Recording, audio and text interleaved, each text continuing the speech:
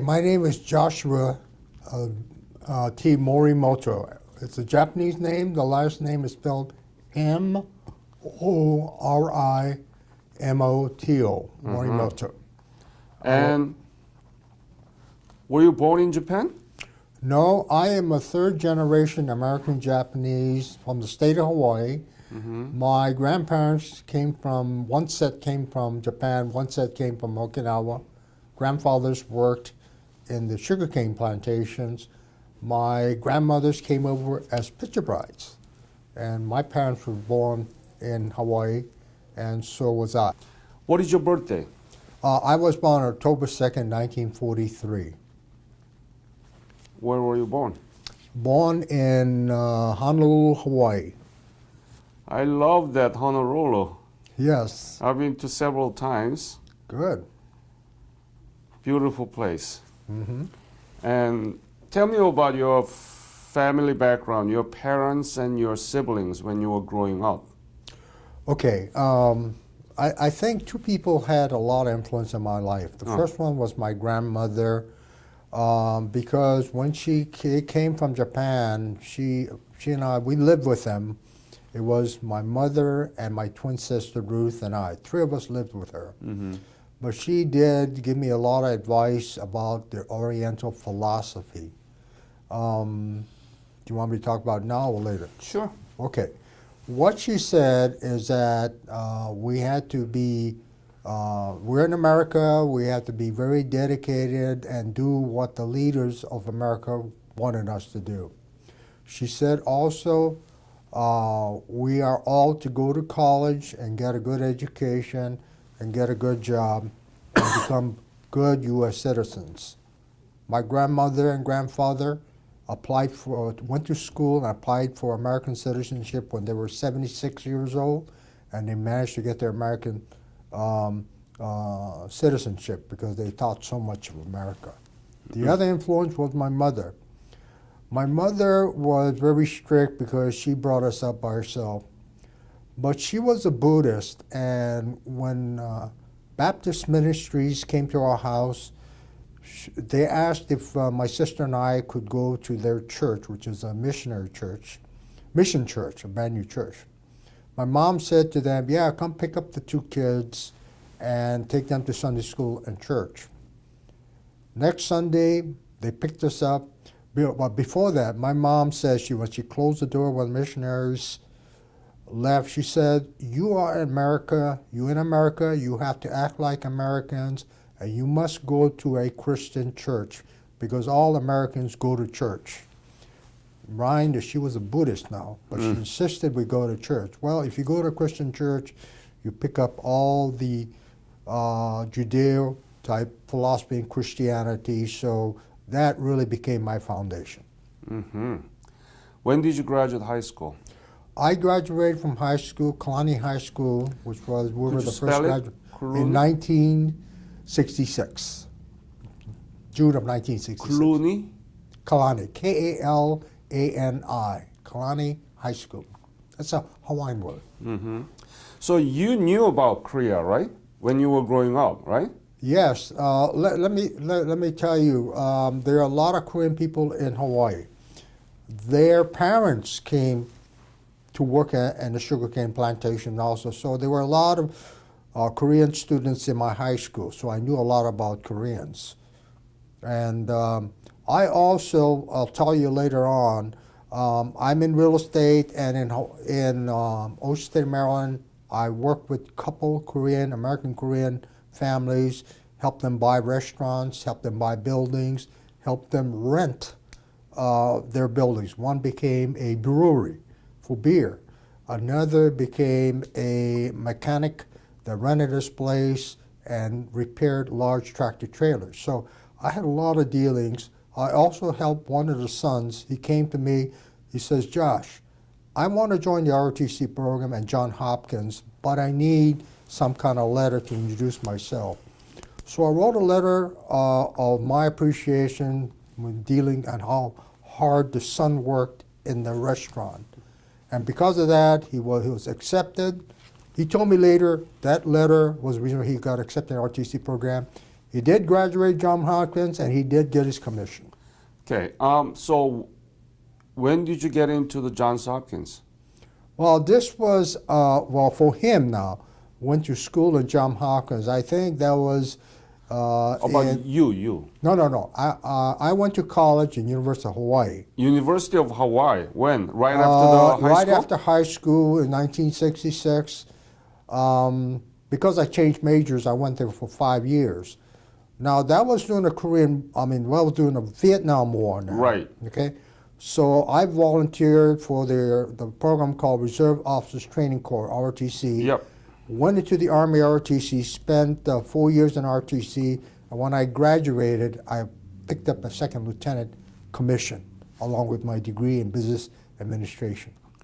So what was your MOS at the ROTC? In the ROTC program, we don't have MOSs. We were all privates and training, and we got general training about the Army, its processors. We were trained to fire weapons, clean weapons.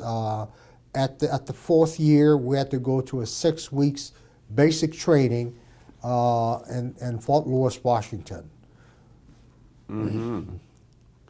And how many hours per month when you were in ROTC that you have to train? Okay, the ROTC program depended on what they wanted to do. You go to classes like 1 hour, a couple days a week, and plus every Saturday you have to spend 4 hours with different type of training. Okay. Weapons training, drills, things like that. So on Saturday you have to spend 4 Yes, hours. ROTC program, 4 hours. And they pay your tuition and stipend too? No, all they paid us was $50 a month. That was it. $50 a month. And that was no it. tuition covered? I had to pay my own tuition and all my costs because in my family, my twin sister went to college, San Jose University, and so my parents could not afford anything for me. So But my mom, huh? these days, ROTC, if you join the ROTC, they pay your tuition. But you got to remember, this was in 1966. So only $50 a month. How Yes. much was the tuition at the time? Do you remember? I think I paid maybe about close to about $300 tuition and books because I was in-state. Per semester? Yeah, per semester. So if you are paid $50 a month, you could barely pay the tuition. Now, here's what I did. I worked in the evenings at a restaurant, first as a busboy and also as a waiter. So that's how I really earned my money, by working at a restaurant in the evening and on weekends. After I finished my ROTC training, I worked Saturdays and Sundays. Very diligent American-Japanese man. Well, that was good training because it really taught you time management. As soon as you finish classes, go down to the library, you study until your next class. So all my studying had to be done during the day. Right. What was your major? I first started in architecture. I changed my major after a year to business administration in real estate. Uh-huh. So after you graduate, where were you dispatched? Okay. You have to serve in the Army, right? Yeah, here's what happened. I graduated in June. I worked in the summer at the restaurant. In September, I was called to active duty, and then I served 20 years. Mm-hmm. So where did you go? My first assignment was to go to the Officers Advanced course in Fort Lee, Virginia. It was I think it was about a 10-week class. From there, I volunteered to become a parachute rigger. So they sent me to Fort Benning to a parachute class to earn my jump wings. And then I came back to Fort Lee in the parachute rigger course. What the parachute riggers do, pack chutes, repair chutes, rig loads for airdrop. Mm-hmm. And so it was a concentrated, probably another 10 weeks rather, of training. Mm-hmm. So then by that time, you have to have a MOS, right? Yes. What was it? My MOS was 76, which was Supply Management Officer. Uh-huh. Okay? So in the first 10 years, I did serve various supply management course, like become a company commander of a supply and service company, the Division Material Management Center, helped run a processing, ADP processing side of that center for punch cards and printouts with the division computers. So this was all at 2nd Armored Division in Killeen, Texas. The Army is very good. If you do well in the Army, they're very good, and they try to send you to training, advanced training. So they sent me to graduate for my master's degree. My bachelor's degree from the University of Hawaii in Business Administration, but 6 years later, I went to the University of Alabama and took a Master of Business Administration in Operations Research, Research. So my grade point average was not great. It was only 2.6, okay, on a 4-point scale. Because I worked and, I was so busy. But you are too honest. no, the dean, this is what the business dean said. I wanted as many military officers in my classes. I said, why? He says, most of my kids, students, go from bachelor's to master's, have no actual business experience. But you guys come here, you've been managing people, you've been managing businesses in the military, so you can teach my students actual experience. That's why we were like 44 students from Army and Air Force officers in the University of Alabama. Very interesting. I being a minority, I was very afraid going to the Deep South and going to Tuscaloosa, Alabama, because there was the Selma riots at that time, all the civil rights type issues. But I tell you, the university staff were typical liberals. They looked after people. They hired my wife to work as a secretary mainly because she was an Oriental, and hired her as secretary of a psychology lab. So she got she was working while I was going to school. And then she stayed there while I went to Korea. So let's talk about that. When this was in... when did you leave from where? Okay, when I finished my graduate degree... You are very highly educated. Yes, I got two master's degrees. Wow. Okay, but anyway, as soon as I finished my first master's degree in business administration, I was supposed to go to Korea, but a week before I was supposed to deploy, not Korea, to Vietnam, but the week before I was supposed to go to Vietnam, they changed my orders and say, no, you're going to go to Korea because of your business degree. So when I went to Korea, I went to the 8th U.S. Army headquarters in Yongsan Garrison. Yeah, but when did you leave from where? Okay, it was from Tuscaloosa, Alabama, where I went to graduate school, and I went directly to Korea, Seoul, Korea, Yongsan Garrison. When? This was in about June of 1974. Spent 13 months there. And what, I asked you about this, but did you know about Korean history? Did you know about the Korean War? And tell me about that. Yes, I had, because, in Hawaii you do take American history, and they trace all the history, include the Second World War, the Korean War, so they did trace those things. So I went through, that's why I knew about Korea, because I had it in school, high school. When I went to Korea, I was assigned to the Director of Non-Appropriate Funds. Their responsibility was to manage 32 clubs in Korea. This was mainly around Seoul and Ulsan. We had a lot of Army Officers Club, NCO or non-commissioned officers clubs, enlisted clubs throughout that area. And our job was to manage those, make sure they're profitable, make sure their operations are efficient. So I spent 13 months doing inspections, going to all these clubs, regardless of where they were, and then go inspect the clubs and do accountability inventories and things like that. I know this officers club because my father was pilot, and we were in Daegu K2, Yes. and come to Seoul's Yes. club. So I used to go there and eat. My favorite was New York strip at the time, and vanilla ice cream. You know. Yeah, see what the clubs were like a dining facility. They had food. They had the lounges where you could drink and relax. A lot of family, husband and wife, used to go there on weekends. And we had a lot of enlisted clubs up in the mountaintops where the signal companies were, because that's all they had. And so we had clubs out there providing all that services, so that it's something to do on weekends. They could go watch football on TV and all those things.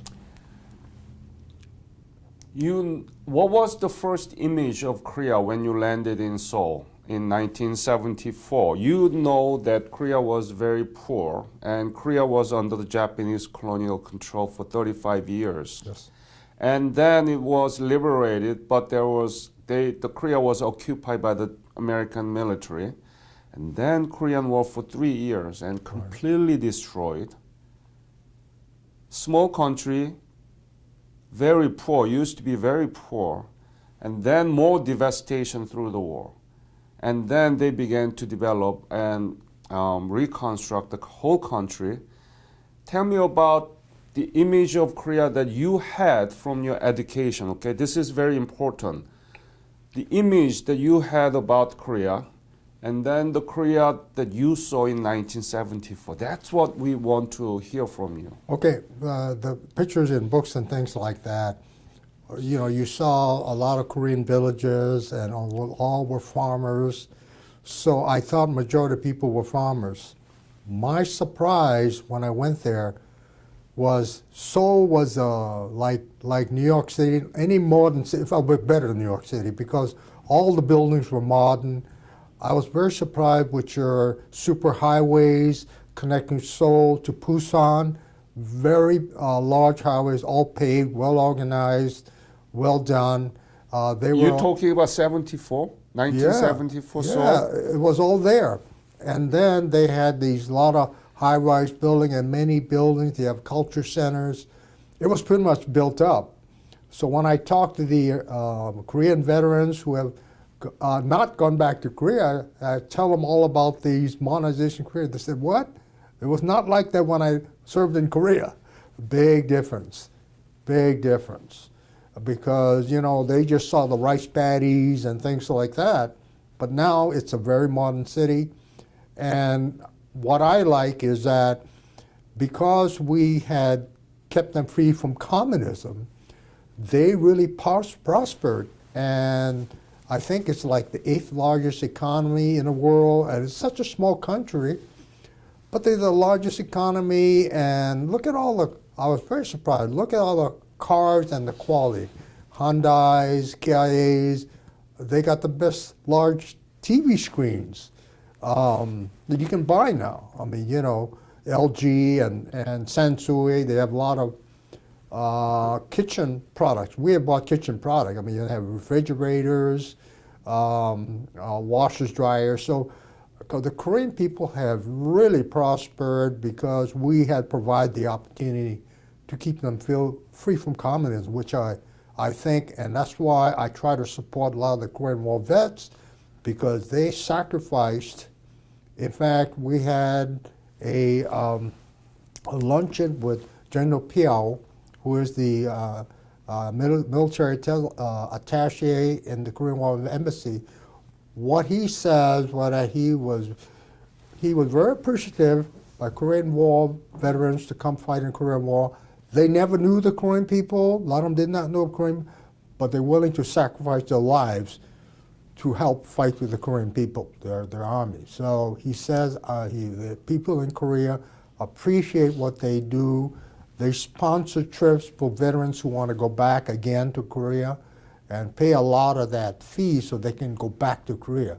So I appreciate what the Korean government is doing to bring some of these vets back to Korea. That's what we call Korea Revisit Program. Yes. And you are in a very special situation here. You are the Korea defense veteran.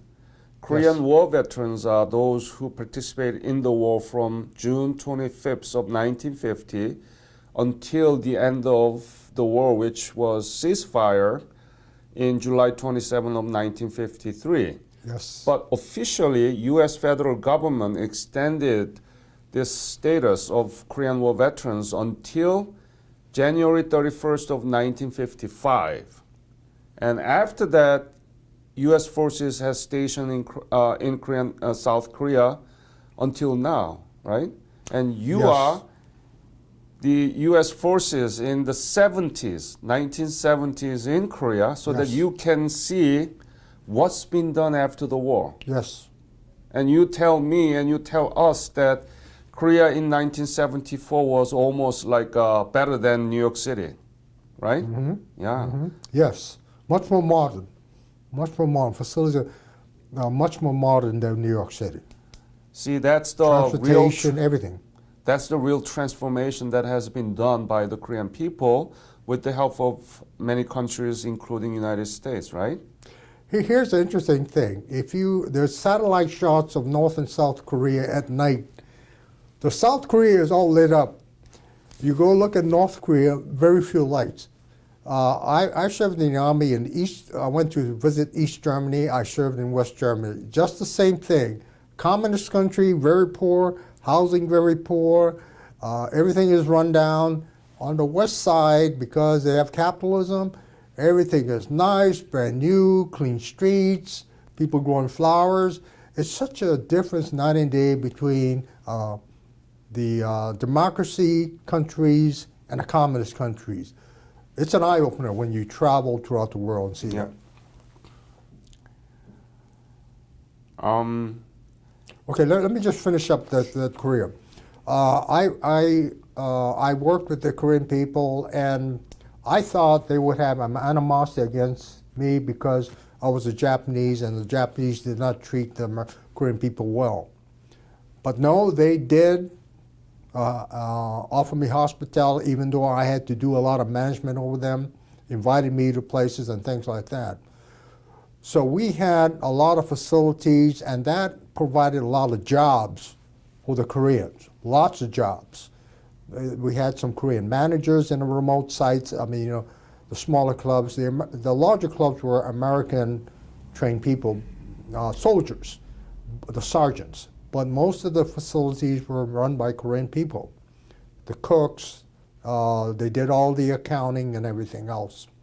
So they're supported. We had also the Rod and Gun Club. We used to sell guns, fishing equipment, and things like that. Plus we had a skeet range and a pistol rifle range there. We had also a flying club so that the soldiers who wanted could learn how to fly single-engine planes as a recreation kind of thing. We also ran the Nature Hotel, which was a transit hotel. When people came in country, they had to temporarily stay in this hotel as long as they needed. And after that, they either went to the housing on post, or they went to live in economy, but provided a place for them to stay. So what has become your relationship with Korean people eventually? Did they like you, or did they change their attitude towards you, or what happened? Yes, it was a big difference because I try to treat people equally and treat people with respect. And I got the respect very quickly with these people because I was a major then, and I did not, really use my rank over the people and manage people. I explained things to people. I had the managers explain things to the people because I did not speak Korean. One interesting fact, I can give you some fact. While I was growing up, my Boy Scout master was a Korean American. He had his own business as a CPA, but here's what he did. He has a kimchi factory.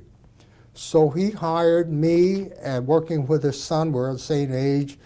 We went to work at a kimchi factory. My job was to clean all the womba cabbage in a very big vat, clean it all out and put salt, let it wither, and then I used to help clean codfish to make the codfish. So I had a lot of dealings with Korean food before I went into the Army. Mm-hmm. But the father was my Boy Scout manager, it was our Boy Scout leader, and really taught me a lot of things about Boy Scouts and other things. So you don't have any hard feeling about Koreans now? The answer is no, because the fact that I've been dealing with Koreans, like I told you, with my Boy Scout leader.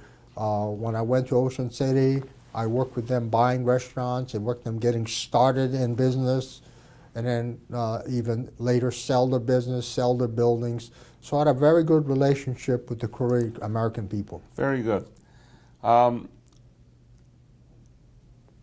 In my opinion, Korean War veterans, they protected South Korea from the communist North, right? Yes. Yes. But the Korea defense veterans like you went to Korea and you work in Korean society, and that your work and your job came with the automatic transfer of knowledge and technology, Yes. introducing new way of working, new management system.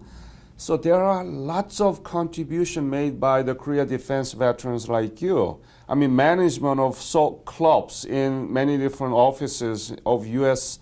8th Army. Koreans didn't know how to manage those things, right? Yeah, and we gave the opportunity because they came out to the ranks and then gave them responsibility, like became supervisors of the kitchen, supervisors of the. We had shows, and they would help go get bookings for bands and shows. They would bring those to the officers into enlisted club. All that was done by the Korean people. So they learned those skill sets of what the Korean had to offer with this entertainment. They booked them, brought them into the club. So they learned a lot. They learned how, they knew how to cook, but they learned how to serve large parties, 300-400 people. They managed all that. They planned all that. They did the cooking. I mean, they did the entire thing. I mean, the Korean people. You are very highly educated U.S. forces at the time. You have 2 degrees in architects and also real estate and business administration, and you were trained to work on the supply chains and management system. All this technology, and it's a knowledge, and knowledge is very important. Yes. And you transfer that to the Korean people who are working under your jurisdiction in Yes. many different clubs, right? Yes. And that's why I think I was accepted much quicker, because I did not talk down to the Korean people. I treated them as equals, and I got the respect, and they really liked me because we did a lot. Now I had to do inspections and things like that, but it was part of my duty. But the fact that if you treat people well, they would respond. Right. So tell me about your job description more detail, because that's the contribution made by you. To me, it's a Korea defense veteran introduced a new management system of the club to the Korean people and Korean society in 1974 and 75. So if you tell me details of your job description, that will this interview, the many school children will listen to you through this interview, and they will learn what kind of knowledge, what kind of system that you introduced to Korean people. Do you understand my question? Yes. Please. Now that's the reason why the Army sent me from my master's degree directly to Korea, because I was one of the few Army officers that specialized in business. And so that's the reason why they sent me there, because this is a large 32 club system, one of the largest in the Army had. So they knew that they wanted to have very experienced officers that knew how to manage people, knew financial management, automated accounting systems. I will tell you later about my accounting experience, my automation experience. But Tell me now, what is it? Automation system, which didn't exist in Korea at the time, right? yes. Tell yes, me. Okay. What happened in my second 10 years, I became an automated data processing officer, ADP, okay, processing officer. With that MOS, the 54 MOS, gave me opened me doors, and I went to Fort Lee, Virginia, where we developed logistics, supply, software. So my job was to take a team of 6 people to different Army installations. I went to Germany 3 times. One, to put that big system into the big depots in Germany. And then I went back to put the same system in the 5th and 7th Corps. Generally, this so-called conversion process from the old to new system took 3 weeks in continental United States. We went ahead and I worked with the people. We did a mock conversion. They brought all their files, the 2 cores, and then we eliminated all the errors in their files. So when we went back to the actual conversion, with the conversion did in 5.5 days. Everybody was shocked that we did it so fast. In fact, I had the logistics center team leader with me. She was a 20-plus year lady. The general calls her in the office and said, "You did it too quick. You must have overlooked something."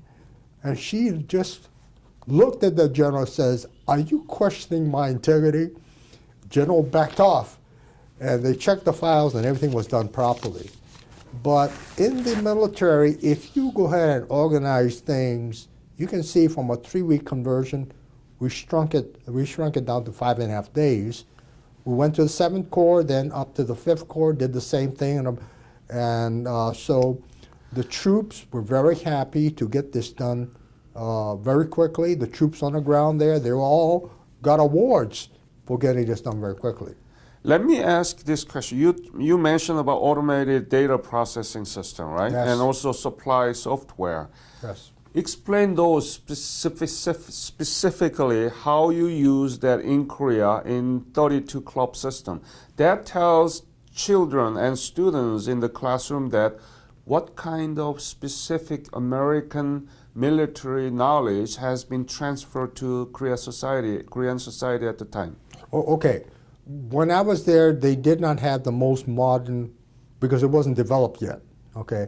A lot of this was developed after I left Korea.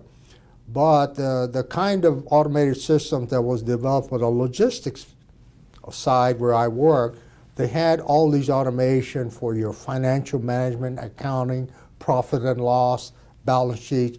All that was sent worldwide to all the Army installations and non-appropriate funds. So then they had automation. Now another job that I did in the Army is that I went ahead and I was assigned as a project viable, as a division chief. We established a system of 5 regional data centers and a very large worldwide network, and which was in continental United States, Panama, Alaska, and Hawaii. This brought real-time processing to the Army. It was batch processing. You had to wait overnight. With my system, went out there, they could look, when they came to work next day, everything was updated. As they went ahead, issue supplies, the system decremented, so they knew what was on hand. So we brought the Army in the 80s, early 80s, into total automation at that time. That's a great contribution, isn't it? Yes. I mean, without you being there and talking about this, and without your own experience and education provided by the U.S. military, Koreans would not have those ideas, right? Yes, that provided a lot of, with automation you can do much more. You have better records and things like that. And plus you can see everything's online. So as you update the records, you can see the results. Yeah. So by bringing automation, people become much more efficient. It's easier for them. And for the Korean people, I mean, if you pick up all these computer skills, the actual industry wants, they steal people away from the military, working for the military, because they're already trained, right?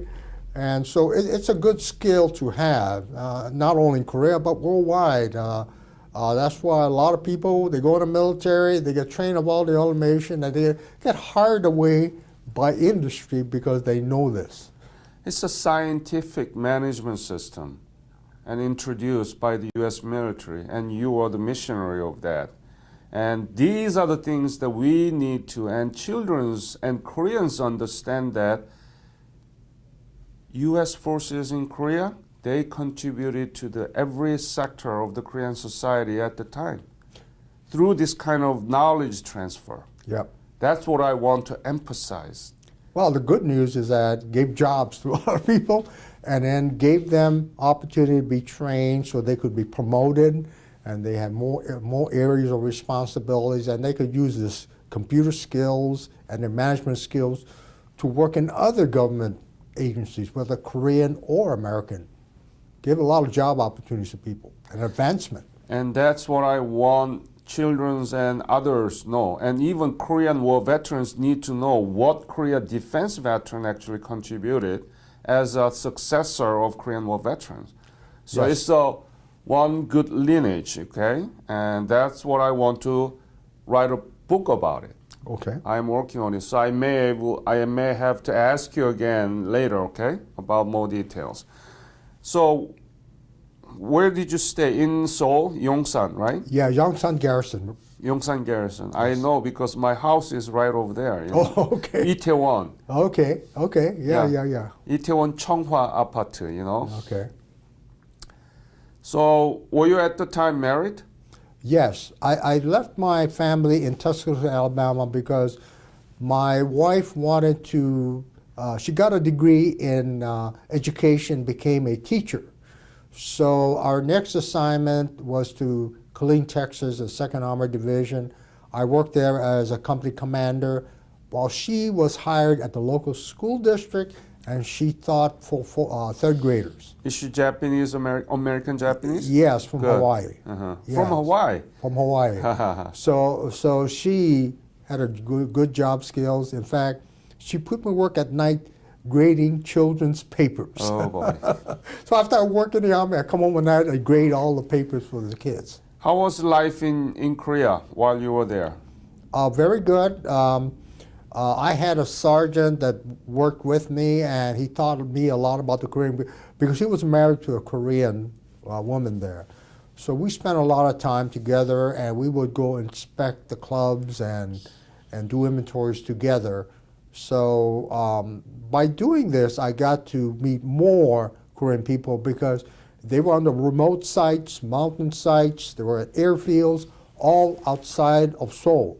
So I did do a lot of traveling outside of Seoul, and I met a lot of Korean people this way, where they were in the remote sites providing enlisted and NCO clubs. So your rank was major? At that time, yes. How much were you paid, salary, at the time? Jesus, I think it was not very much. Let's see, I think as a major I made maybe about $30,000 a year. At the time? Yep. Yeah. 30,000? Yeah, because you got housing, okay? You got to remember, you got the pay plus you got housing allowance because my family stayed back in America. So I think my housing allowance was like about $800 a month. So multiplied by 12. A lot of it was my housing allowance, not just my pay. So $30,000 included that Housing allowance, yes. Including housing allowances. Housing allowance and pay. That's not small. $30,000 at the time in Seoul, Korea, you were like a rich man. Wait, but you know, most of my money was with my wife. Okay. I didn't have much money in Korea, so I had to watch my spending because I left all my money with my wife to take care of 4 kids, take care of our expenses. We had to pay for our own housing there on the campus, and then she had a lot of expenses. And so she took care of everything. So I didn't see a lot of money myself because I left all my money back at the United States. It's almost an hour already. Okay, can I do one real quick thing? Sure. I am the co-chairman of the Tell America program for the Korean War Vets Association. We go to the junior high and high schools in the area, and we teach people, students, about the Korean War, I bring a bunch of American Korean War vets with me. They go to either classrooms on a stage. They each tell about their experiences in Korea, and then we open it up to questions to the students, and they can ask a lot of questions about. And there's a lot of interest in Korea now because we see on TV about North Korea. So we get a lot of questions, not only about what they did in Korea, but what happened into Korea. Now, the other thing I'm doing, I'm asking the embassy officers to come with me in the bigger schools like colleges. We're going to have, I'm trying to get General Piao with me to talk to a large audience like military universities in Virginia. We're just going to stay in Virginia. But he and his officers are going to have the opportunity to talk to the high school and college students about Korea, the benefits of the Korean War, how the Korean people see, they appreciate what the Americans have done. They really do. And so there is a great relationship between us and the people of Korea. And we need to keep that bond. We need to not forget Korea and Japan are very close to North Korea. Yep. We've been talking over the phone about my foundation's teacher conference in July here, right? July 11th to 14th. My foundation is hosting 100 teachers. And I really want to ask you to help us so that teachers around this area in Virginia can come to that conference. From July 11th to 14th, we provide hotel, meals, and everything. Okay. So they can stay there free learning about Korea, okay? So please spread this information to the teachers. And Okay. I want to have more teachers from the Virginia, okay? Okay. Now, one more thing. Let me tell you what the benefit of these interviews are. The children in middle and high schools need to write papers about the Korean War. So I'm giving them a list of all the websites to include yours and directions how to get to that. So what the teachers tell me is that the kids can now go to your website, download your videos and photos, and then that's the basis of their papers. So they get to learn more on their own. The teachers are also downloading your videos and showing the videos in the classes. Yep. So this is the benefit that your information brings to the students in schools, because they can on their own or to their classes get to all this information. Yep. And I want to invite you to July 12th for the dinner and interviews with the teachers. So you come with the Lu Ewing around the afternoon of July 12th. Okay. And many teachers will love to talk to you. Yes. So, Josh, promise me that you're going to invite many history and social studies teachers from the Virginia area, okay? Now here's to what the I'm conference. I'll tell you what I'm going to do. You haven't sent me the flyer. Now I'm going to make copies and give it to the public school system superintendent. The guys who they have all assigned a high-level supervisors, curriculum supervisors to work with me in 5 public school districts, including Loudoun County, which has 32 schools. I send you, right? Yes, I already have it. So I'm getting ready to go out to Loudoun schools. Yes. So we will provide your flyers to the superintendents and get his supervisors to download it to all the middle and high school history teachers and librarians. So I will do that. Obviously, I can't talk to all of them, but I'm going to encourage the people through their superintendent offices to come to your conference. Great. As Japanese American, Yes. I think Japanese American, you served in Korea in 1974 as a part of U.S. forces in Korea. Yes. What is your legacy? Are you proud of your service? And what is your relationship and attitude about Korea? And are you proud of it? What is the legacy of your service? My legacy of my service is really to help people, including the Korean people. In fact, here now with my Korean War vets, we have a local church that we go to their service every September, Korean festivals, and then we go to service and they serve us lunch.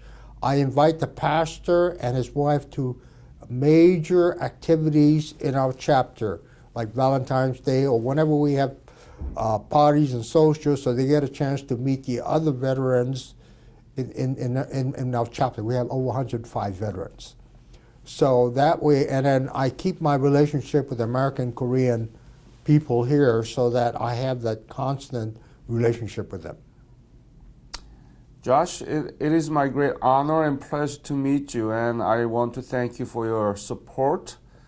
What we are trying to do is to educate our own teachers about your service and the Korean War, and other Korean War veterans in your chapter, Shenandoah Valley chapter 413, so that our young children will learn from it. Okay, that's why we are doing this. This interview will be used as a teaching material. Okay, as a Korea defense veteran, unique positions in the Korean history. And we're going to use this for the education so that they can learn from you, all right? Yes. So I want to thank you, and this is my great pleasure to meet you, and I hope that we can continue to work together, okay? Yeah, I'm pretty sure we'll see each other.